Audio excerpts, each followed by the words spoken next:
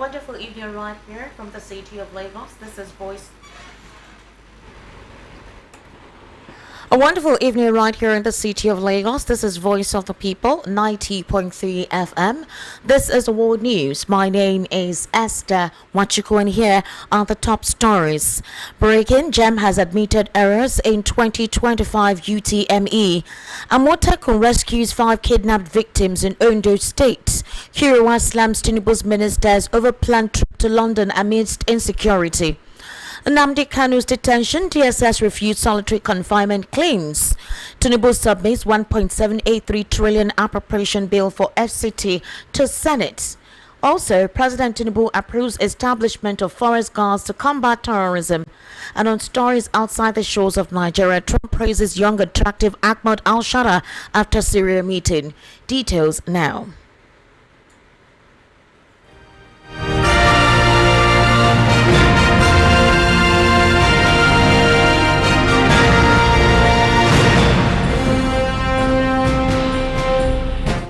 Thank you for staying with us. The Joint Admission and Matriculation Board today finally admitted to errors which affected the performance of students during the 2025 Unified Tertiary Matriculation Examination. The registrar of the board, Professor Ishak Oloyede, admitted to this during an ongoing press briefing in Abuja. You do know that the UTME is a critical prerequisite for admission into tertiary institutions in Nigeria. It tests candidates in 4 subjects, including the compulsory use of English, with the other 3 drawn from their proposed field of study. Of the 1.9 million candidates who sat the UTME, over 1.5 million reportedly scored below 200 out of the maximum 400 marks, raising concerns across the education sector. According to the examination body, a total of 1,955,069 results were processed, out of which only 4,756 candidates, which is about 0.24%, scored 320 and above, considered top-tier performance, while 7,658 candidates, which is 0.39%, scored between 300 and 319, bringing the total for those who scored 300 and above to 12,414 candidates. Also, 73,441 candidates, which is 3.76%, scored between 250 and 299, while 334,560 candidates, which is about 17.11%, scored between 200 and 249. Well, over 75% of all candidates, which is 1.5 million, scored below 200. Average score seen as examination is graded over 400. Some affected candidates threatened to initiate a lawsuit against JAM. Also, a legal practitioner has sued JAM over the results released by them last week Friday. Meanwhile, the Ondo State Security Network Agency, also known as Amotekun, has rescued 5 persons from the den of kidnappers in the forest in the state. According to the Corps, the victims were rescued without any payment of ransom. Speaking on the development today, the commander of Amotekun, Adetunji Adeleye, said the victims' family members had been seeking 150 million naira ransom for their release, but the Corps ensured that the money was not paid before his men rescued them in the bush. The Amotekun commander explained that 4 of the victims were kidnapped along the Ore-Ijebu Ode Expressway in Odigbo local government area of the state, while one other victim was rescued around Info Forest 5 days after he was abducted at his residence in Ukpeme community along the Owo-Ikare road in our local government. The Amotekun boss disclosed that 4 victims were kidnapped at Nirowi area along Lagos-Ore road on the 10th of May. The good thing about it is that within a few minutes of this occurrence, they contacted the distress call line and they mobilized men to enter the forest. They were kidnapped by 4 armed men and led into the bush. But I want to tell you today that by the grace of God, Amotekun Corps has been able to recover the 4 of them present here today without payment of ransom and no loss of lives. End quote. In a very recent development, however, the Human Rights Writers Association of Nigeria, HURA, has berated the federal government over the planned international press conference in London by top officials of the President Bola Tinubu administration. Speaking via a press conference issued on Tuesday, the group described the endeavor as a wasteful and insensitive public relations stunt in the face of worsening economic hardship at home. According to reports, Ministers Nyesom Wike, Dave Umahi, Minister of Work, Olubunmi Tunji Ojo, Minister of Interior, Nigeria, and others are scheduled to travel to the United Kingdom to showcase President Bola Tinubu's legacy projects at an international media briefing coordinated by Bode Adeyemi, Project Internal Coordinator of the President Bola Tinubu Midterm Legacy Projects Review Committee. However, Hiriwa argued that it was disgraceful that ministers who have failed to deliver results to the Nigerian people are now flying to London to tell foreigners tales of imaginary achievement. The group slammed the planned event as a propaganda-driven tool designed to whitewash the administration's poor performance, warning that no amount of overseas PR could mask the widespread suffering across the country. Hiriwa questioned the transparency surrounding the trip, asking whether the National Assembly approved the expenditure and whether Nigerians were consulted on its necessity or cost. The association also criticized APC UK chapter chairman Tunde Doherty, who claimed the conference would present the right narrative about the Tinubu government. Hiriwa said this was a clear attempt to mislead the international community and paint a false picture of progress. Now, the Department of State Services has dismissed reports claiming that it kept the detained leader of the indigenous people of Biafra, Nnamdi Kanu, in solitary confinement. The DSS stated that Kanu, who is facing a 7-count terrorism and treasonable felony charge preferred against him by the federal government, is not in military confinement. In that regard, at the resumed hearing of the case today, a DSS operative whose identity was shielded for security reasons continued his testimony as a witness before the Federal High Court in Abuja. Answering questions while being cross-examined by Kanu's legal team, led by former Attorney General of the Federation and Minister of Justice Chief Kanu Agabi, the operative, who was identified as PWBBB, insisted that solitary confinement is not a practice of the DSS. Agabi had expressed his concerns over Kanu's prolonged detention, alleging that he was kept in solitary confinement. In his response, the witness refuted the claim, told the court that he was merely an investigator, though he admitted that he was not Kanu's handler. Not deterred by the response, Agabi further queried the legality of Kanu's continued detention, which he said constituted cruel and inhuman treatment. Responding, the witness told the court that he could not testify about Kanu's psychological state, as it was not part of his investigative duty. In a very recent development, however, President Bola Tinubu today presented the proposed 1.783 trillion naira statutory appropriation bill for the Federal Capital Territory to the Senate for approval in the 2025 financial year.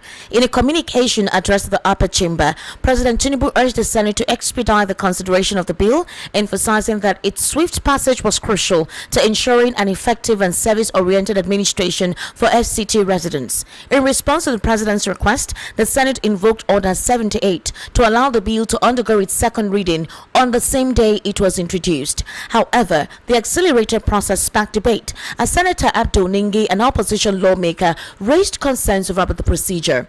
Senator Ningi pointed out that lawmakers had not been provided with copies of the bill prior to the debate, citing potential procedural irregularities under Order 77, subsection 3 and 4. Despite these concerns, the Senate proceeded with the debate on the general principles of the FCT statutory appropriation bill for the 2025 fiscal year.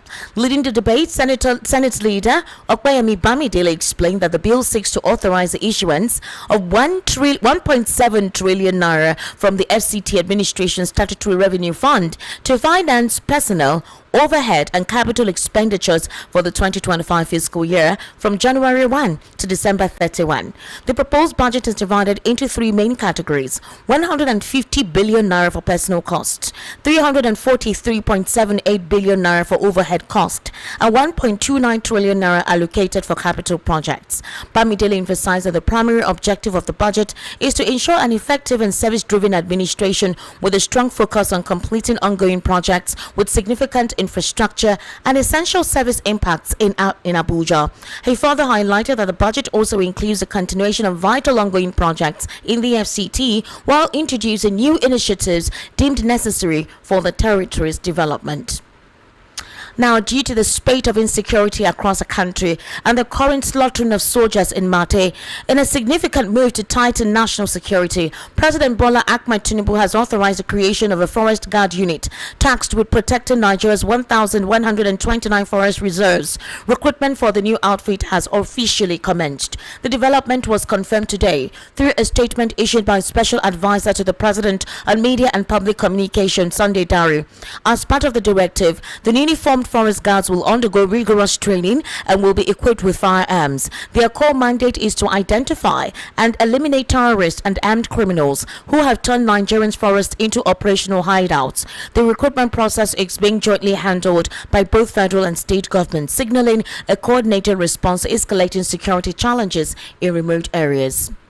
You're currently listening to the World News right here on Voice of the People, 90.3 FM. We'll take a very short break. When we return, we'll head into a news analysis segment while we joined via the telephone with Mr. Elvis Elimehele, who is a political, national and social affairs commentator. Do kindly stay with us.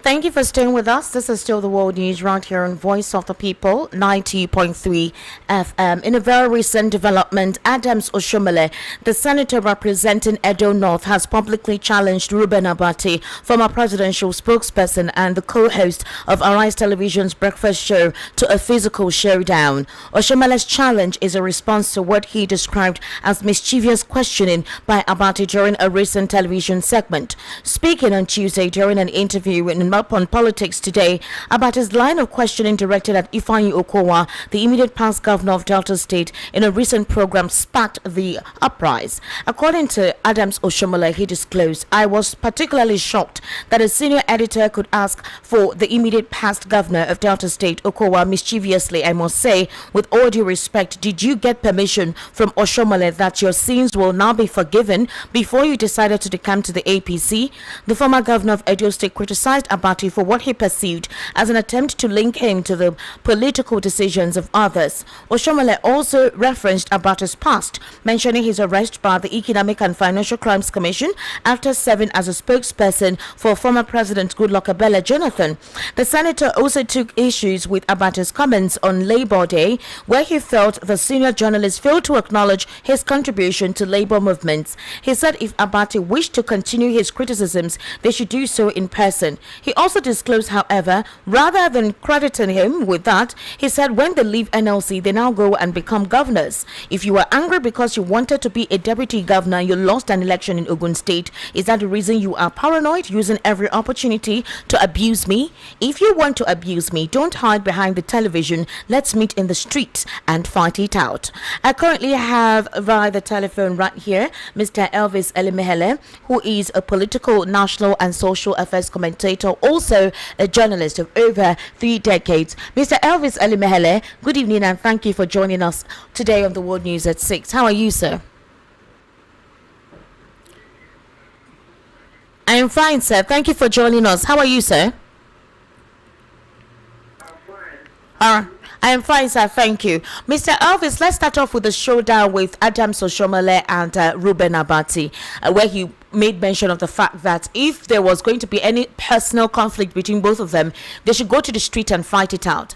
Mr. Elvis, just yesterday or 2 days ago, we saw videos of our Nigerian soldiers crying with the way their colleagues were slaughtered by Boko Haram and ISWAP.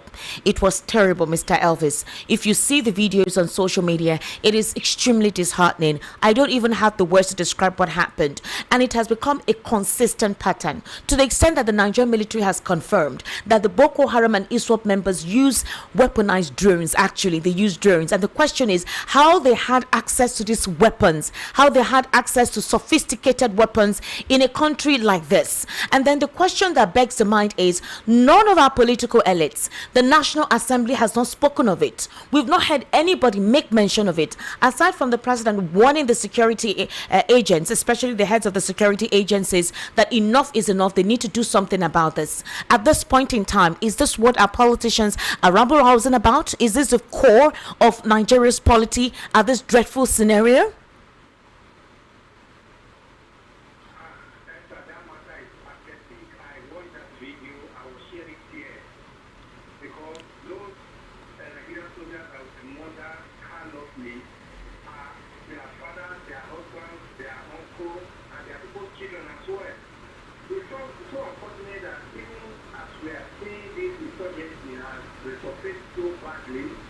Nigerian National Assembly is not even talking about it, and even the president is not speaking about it. I mean, the president came back from France and said, I called the service team and said, enough is enough. Unfortunately, I don't know whether you just issue statement enough is enough. If you, they say action speaks louder than words. If you are going to give them the command, enough is enough. Empower these people, let them have what it takes. We are not talking of Boko Haram using drones in a nation like Nigeria. And how many drones will the Syria and forces do not have? Then, with a ragtag army like Boko Haram, not having access to drones. Then that brings us to the big question answer. Who are the financiers of Boko Haram in Nigeria? Who are the financiers? Who were giving a seat? Nigeria was giving a seat when President Muhammadu Buhari signed by United Arab Emirates of the financiers of this bandit and Boko Haram. See, today, nobody knows what Buhari and his administration and his people government are done with that news. Is it not a shame that sending people to war, they don't have what it takes to combat ragtag? So we ordinarily would have said, no, they cannot withstand even the police, and now withstanding the army. Look at all what is done in that massive incident. Look at all the deaths and military equipment and the one is important, the one is big. Then, these are not even issues before the government. There's somebody like Oshiomole who is speaking spirit or is coming to start attacking Reuben who is doing his job.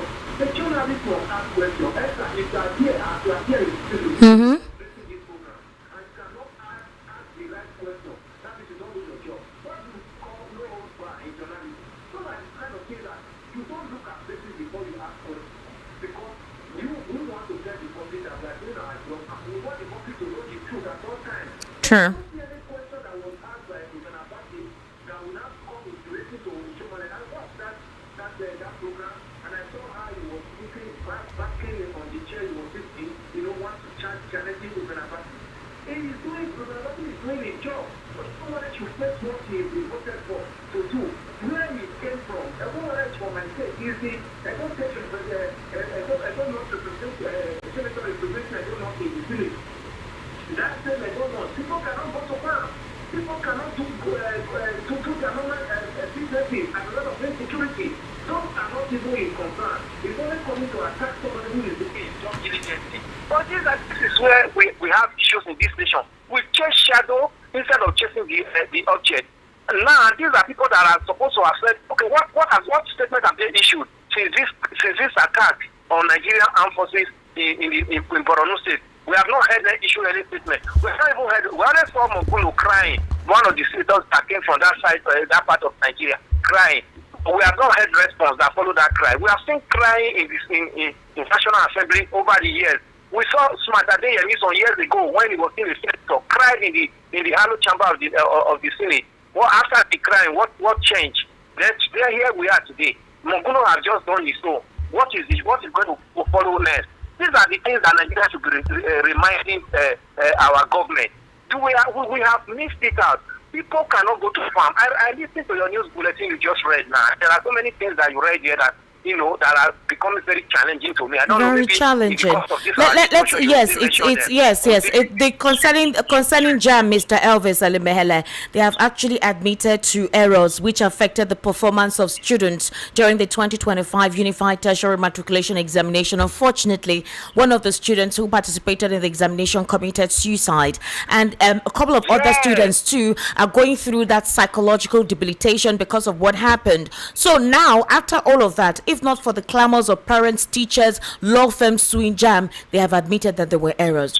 Will this particular admission bring back that child who committed suicide?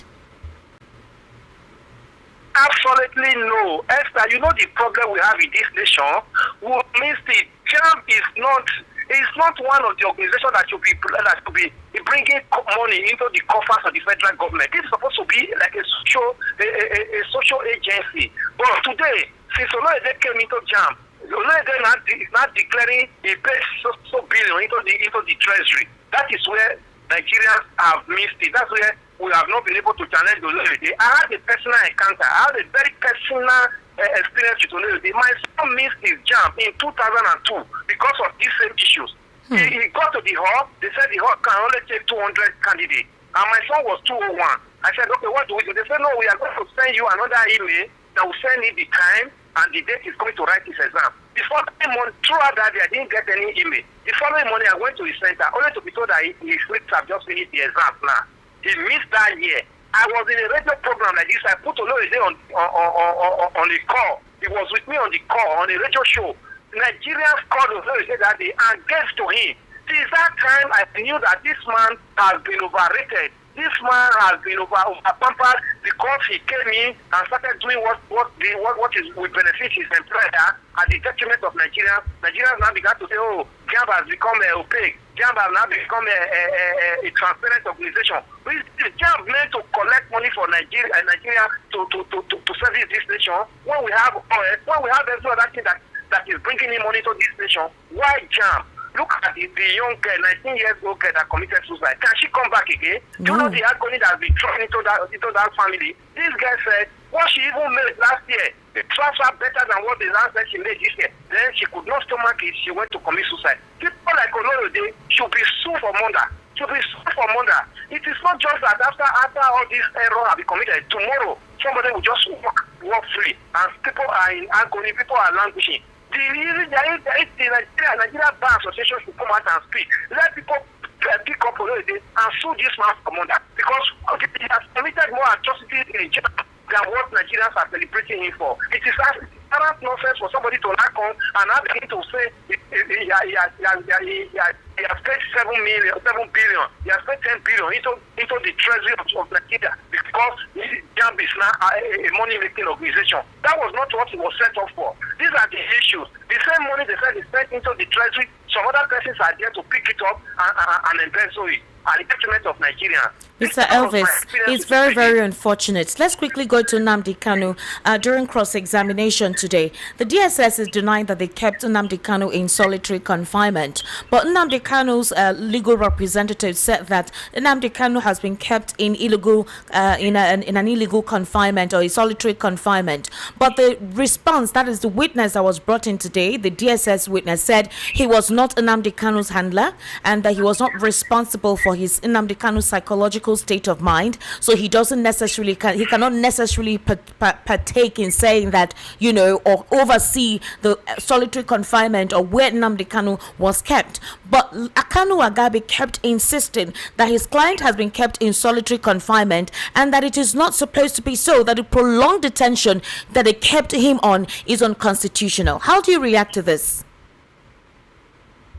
No, I'm not comfortable with that statement I read today that is, a solitary confinement. Yeah, they refuted that Nnamdi Kanu has been kept in solitary confinement. DSS refuted the claim. Meanwhile, Nnamdi Kanu said he was kept in solitary confinement for a very long time. Ever since 2021, when he was extraordinarily renditioned, he said he had been kept in solitary confinement. His state of mind was literally not in the best state. His legal practitioners, his counsel could not even have access to him. The DSS witness today actually denied all of that. Meanwhile, he was not Nnamdi Kanu's direct handler. So how do you deny it when you were not the one handling the case? You were investigating the case. What do you expect? They definitely deny it, but I expected this one. All this while he's been in that confinement, Nigerians also have known more about it. Now that we are getting closer, that is even the case has come up on trial, and these ones are coming up, Nigerians should investigate DSS, because Nigerians should investigate DSS. Which Nigerian will investigate DSS, Mr. Elvis? How? Civil society. There have been several suits by civil society organizations. There have been suits by Uruwa. There have been suits by Serap against DSS. Their modus operandi, their method of operation. We have not heard anything about it. Nothing has come out of it. No. That is the reason why we are calling for a restructuring of the system, Esther. We cannot stop because we are in a democratic era. This democracy, we must all join hands to nurture it. When we see any aberration in government policies or whatever, the next thing to do is to go to court, let the court interpret whether it is right or not. So soon, any organization, we must not be tired of it. The civil society must not be tired of it. Nigerians must also be tired in hitting the street for a peaceful protest at all times. When we see anything that is wrong, the policies of government that is wrong or that is draconian to us, we will hit the street and protest and let the government know where it should pitches us. Things of this nature, you catch somebody in a solitary confinement. You know what it means psychologically. You will not even be able to reason well, and it's brought up for trial. And tomorrow they will say, "Oh, this was not the statement he gave before. This is the right statement." How do you know what I mean? There will not be contradiction coming into it. So things of this nature must lead to Nigeria picking up. That is what I'm trying to tell you, Esther. Thank you very much, Mr. Elvis Salim-Hele. We need to wrap up the world news at 6 right about now. We have a program coming up. Thank you for your concept to the World News at 6. All right. And that's a wrap to the World News at 6 right here on Voice of the People 90.3 FM. My name is Esther Wachuku. To join us for the evening rush at precisely 7 o'clock. Good evening.